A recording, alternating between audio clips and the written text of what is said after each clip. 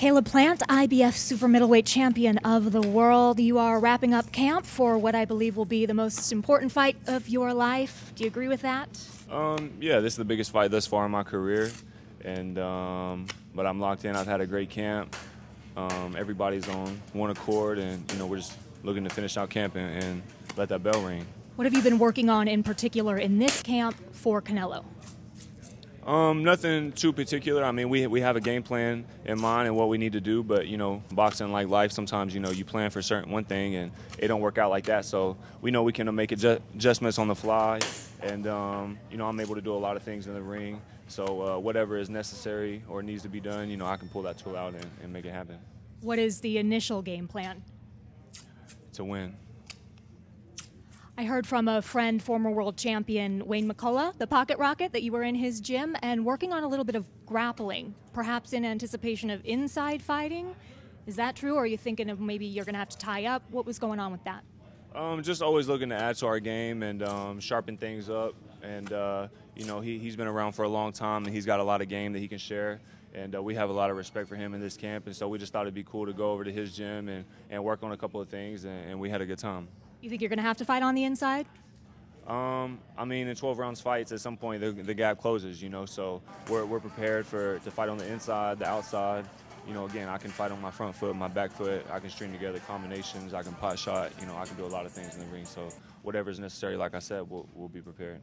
And what is it about your style that you think will give Canelo problems and ultimately lead to you getting your hand raised? I just feel like that I have too many tools in my arsenal, that I'm too big, too tall, too long, too fast, and when you put all that together, it'll be trouble for anybody. So, I know your coach Justin Gamber likes to study a lot of film. Have you been studying it with him?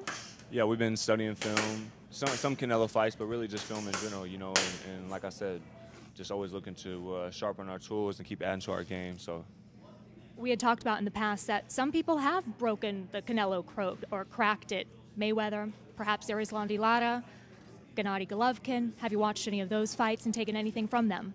Yeah, I've seen those fights. I've watched those fights, and I possess a lot of the same skills and IQ that those guys have. But again, I'm a lot bigger than those guys. I'm a full-fledged super middleweight. I'm a natural super middleweight, and I've been boxing at this weight for a long time. I'm a lot taller. I'm a lot longer. So, yeah, we've watched those. Size is something you're going to be depending on in this fight. How is that eye? You got in a little bit of a scuffle with him already at that press conference, and you got a gash under your eye. How is it? It's good. I think the press conference was on Wednesday. We had sparring on Thursday. The very next day, we had sparring on that Saturday. It hasn't been an issue at all. No issue, just a scratch, like I said. You got him riled up with the MF, or even though he had called another fighter that. And then I think what really probably upset him was talking about his past positive tests for a PED. Do you regret getting him angry, or was that your plan all along? I mean, it wasn't my plan to get him angry. It was just my plan to speak the facts, and those are facts. I feel like a lot of reporters call it allegations, and it's not an allegation. You either test positive or you test negative. He tested positive. He was suspended for 6 months, and that's just something I want to shed light on, because I really feel like there's no room for that in our sport. Again, if you take PEDs in other sports, you may run faster, or jump higher, or hit the ball farther. But in boxing, a combat sport, I mean, there's already too many deaths in our sport, much less for someone to be taking illegal substances. So that's something that it just doesn't belong in the sport. How confident are you in the drug testing for this fight?